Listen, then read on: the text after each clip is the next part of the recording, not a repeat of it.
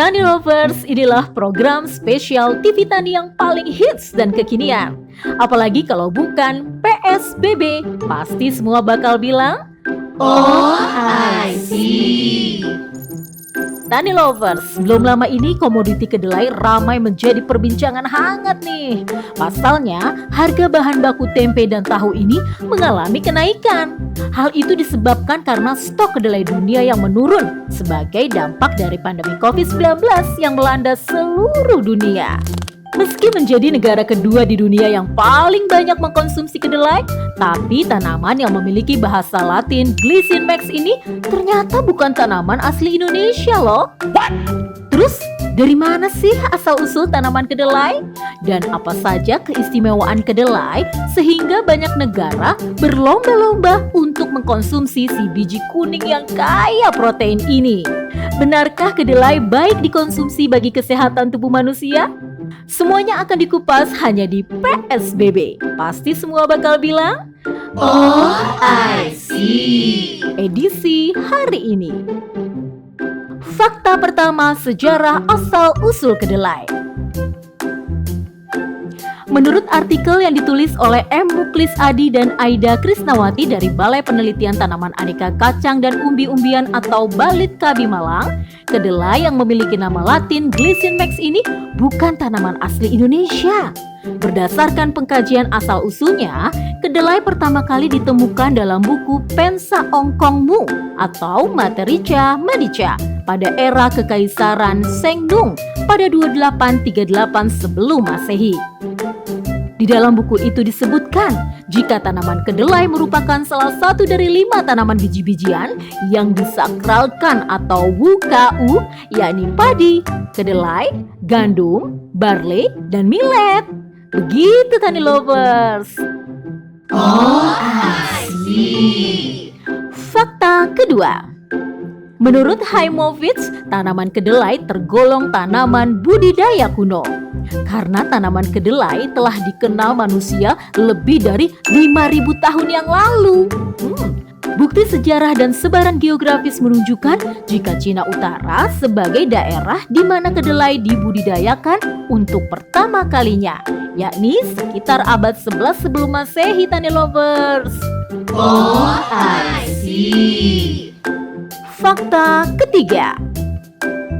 Negara asal-usul kedelai berikutnya adalah Korea.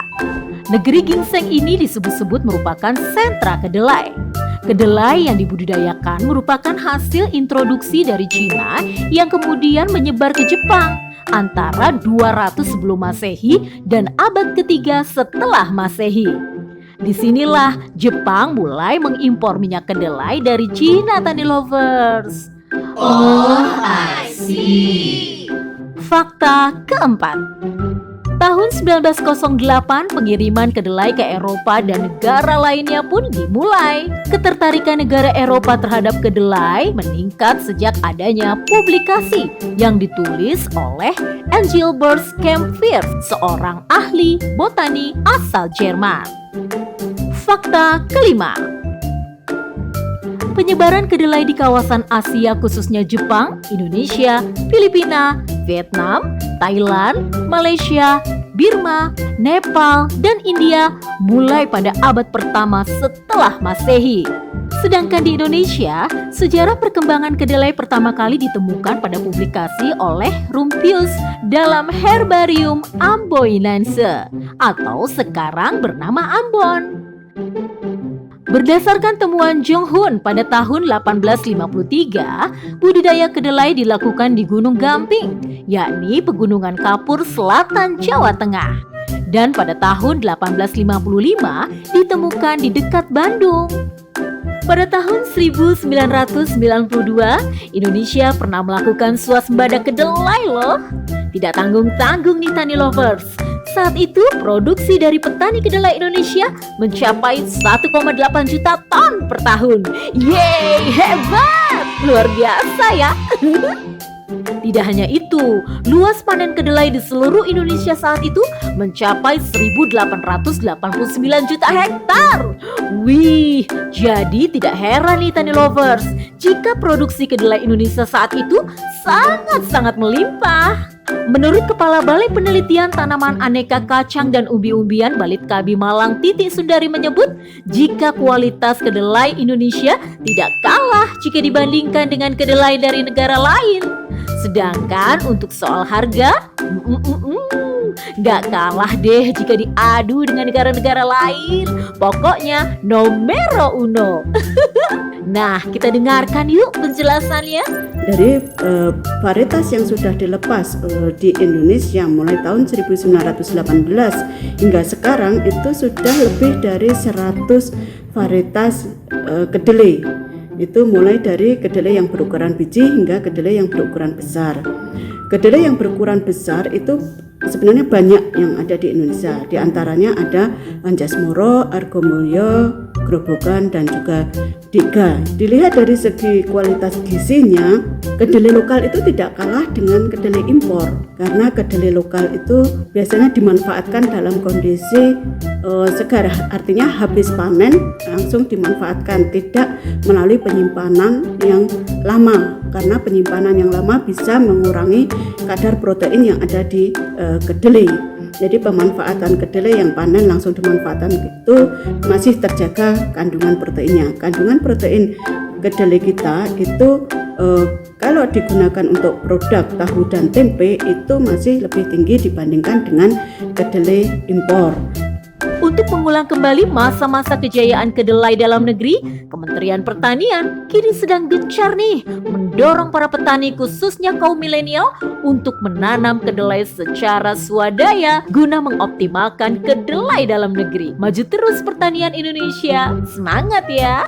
Di Indonesia sendiri, kacang kedelai merupakan tanaman polong-polongan yang dapat dengan mudah ditemukan pada berbagai olahan makanan seperti susu, tahu, tempe, serta kecap asin. Selain bisa dimanfaatkan sebagai bahan makanan, menurut dokter ahli gizi Karin Wiradharma, kedelai juga memiliki banyak manfaat untuk kesehatan tubuh. Berikut ini penjelasan lengkapnya Tani Lovers. Kamu suka mengonsumsi kacang kedelai? Ternyata kacang kedelai itu memiliki beberapa manfaat untuk kesehatan. Pertama, kacang kedelai tinggi akan protein nabati, asam lemak esensial, omega 6, namun rendah karbohidrat. Karbohidratnya juga yang jenisnya itu indeks glikemiknya rendah, jadi lebih aman untuk penyandang diabetes dan mereka yang ingin berdiet. Lalu, kacang kedelai ini juga kaya akan serat yang bermanfaat untuk kesehatan pencernaan. Selain itu mengandung juga vitamin mineral seperti asam folat untuk pembentukan DNA, vitamin B1 untuk membantu metabolisme energi, serta fosfor untuk membantu kesehatan tulang dan gigi.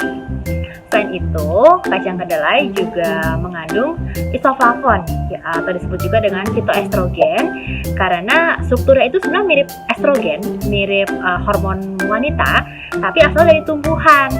Sehingga kalau dikonsumsi bisa membantu untuk mengatasi gejala premenopause dan menopause. Selain itu juga membantu menurunkan risiko keropos tulang pada wanita yang sudah menopause. Tapi harus diingat juga bahwa kacang kedelai ini mengandung fitat yang jika dikonsumsi bersamaan itu bisa bersamaan dengan bahan makanan sumber itu bisa menghambat penyerapan dari mineral seperti zat besi, kalsium, juga zinc. Bagaimana Tani Lovers? Informasi tadi bisa menambah pengetahuan kalian tentang asal-usul dan manfaat kedelai, bukan? Penasaran ingin tahu apa lagi sih informasi seputar asal-usul dan serba-serbi tentang dunia pertanian lainnya? Terus saksikan PSBB. Pasti semua bakal bilang, Oh, I see. di episode selanjutnya. Sampai jumpa.